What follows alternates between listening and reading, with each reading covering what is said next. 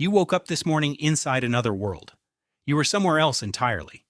Something was happening, something vivid and strange and real. And then your eyes opened, and within 60 seconds, it was gone. Not faded, gone, as if it never existed, as if your mind had quietly erased the whole thing while you were becoming yourself again. You probably do this every single night, and you almost never remember any of it. This is not a flaw in your brain. It is not a sign that you sleep poorly or that your mind is somehow less creative than someone who wakes up recounting their dreams in detail. What is actually happening when a dream disappears is one of the most fascinating and least understood processes in all of human neuroscience, and the answer reaches much further back than you think. Your brain is not forgetting your dreams. It is choosing not to remember them, and it has very good reasons. To understand why, you need to understand what your brain is actually doing while you sleep. For most of human history, scientists assumed sleep was a passive state. The body rests. The brain powers down. Nothing much happens. They were wrong. Your brain during sleep is not less active than when you are awake. In many stages, it is more active. It is running through the events of the day, pruning connections, strengthening memories, flushing out metabolic waste through a system that only operates at night. Sleep is not rest. It is maintenance. Dreams happen during a specific phase of this maintenance cycle. Researchers call it REM sleep, rapid eye movement sleep. Your eyes flicker beneath closed lids. Your body becomes temporarily paralyzed. Your brain generates vivid, emotionally charged experiences that feel completely real. And the part of your brain responsible for critical thinking, the prefrontal cortex, goes almost entirely offline. This is why dreams are so strange. Logic is suspended. Your dead grandmother can be sitting at a table in an airport that is also your childhood home, and it makes perfect sense. In a dream, nothing triggers skepticism because the part of your brain that would normally say, "Wait, this doesn't add up," has largely switched off. But here is where it gets interesting. Neuroscientist J. Allan Hobson spent decades studying the dreaming brain. His research, developed alongside Robert McCarley at Harvard Medical School, proposed something radical. Dreams, he argued, are not meaningful messages from the unconscious. They are your brain's attempt to make sense of random neural noise. During REM sleep, your brainstem fires random electrical signals upward into the cortex. Your cortex, a narrative-making machine, tries to construct a story from those signals.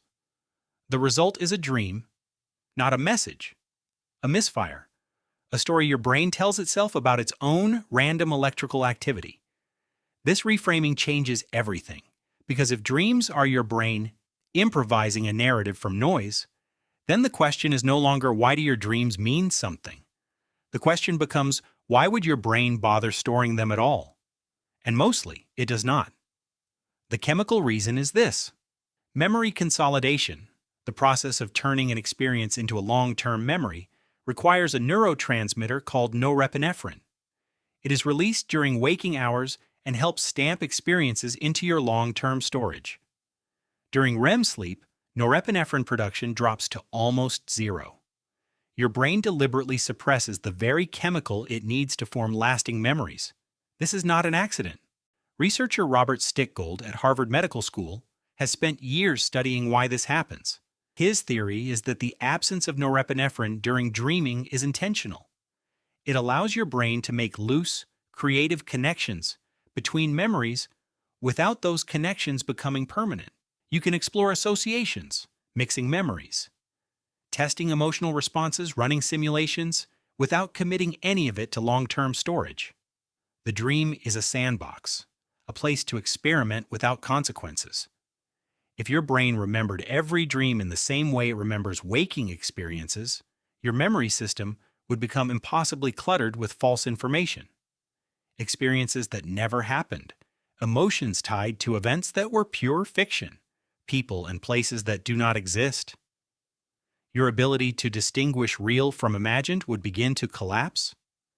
Forgetting dreams is not a failure of memory, it is memory protecting itself. But then why do some people remember their dreams?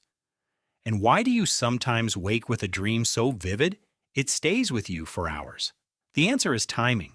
If you wake during or immediately after a REM cycle, either naturally or by alarm, the dream is briefly available before the chemical conditions that erase it take hold. You have a window of roughly 30 seconds to 2 minutes. If something interrupts your sleep at exactly the right moment, the dream survives.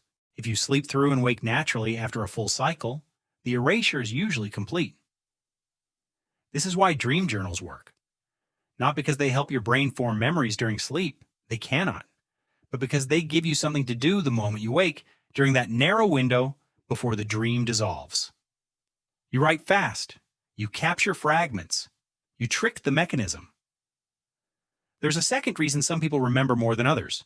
Research by Perrine Ruby at the Lyon Neuroscience Research Center found that people who remember their dreams more frequently tend to wake more often during the night.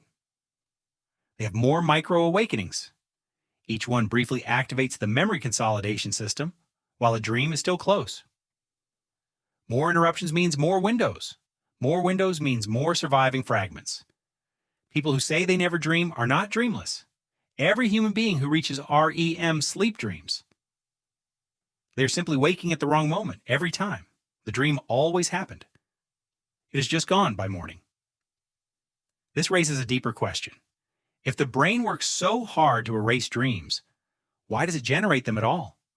What is the function of an experience you were designed not to remember? Matthew Walker, neuroscientist and author of extensive research on sleep, has proposed one compelling answer. Dreams, he argues, are emotional first aid. During REM sleep, your brain replays emotionally charged memories from the day, but it replays them in the absence of the stress chemical norepinephrine. You relive the experience, but you do so in a neurochemical environment stripped of acute anxiety. Over time, this process softens the emotional charge attached to difficult memories. The memory remains. The raw pain attached to it fades. People with PTSD, Walker's research suggests, have disrupted REM sleep. Their brains cannot complete this emotional processing cycle. They wake before the work is done.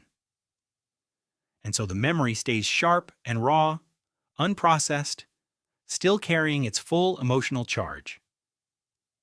Dreams may be the mechanism by which your brain heals itself from the wounds of daily life, and you were never supposed to remember the surgery. So tonight, when you close your eyes, your brain will begin its work. It will construct worlds. It will run simulations. It will replay the moments that hurt you and quietly strip away some of the pain. It will fire random signals and spin them into stories. It will process and connect and experiment and heal. And when you wake, almost all of it will be gone. Not because your brain failed, because it succeeded.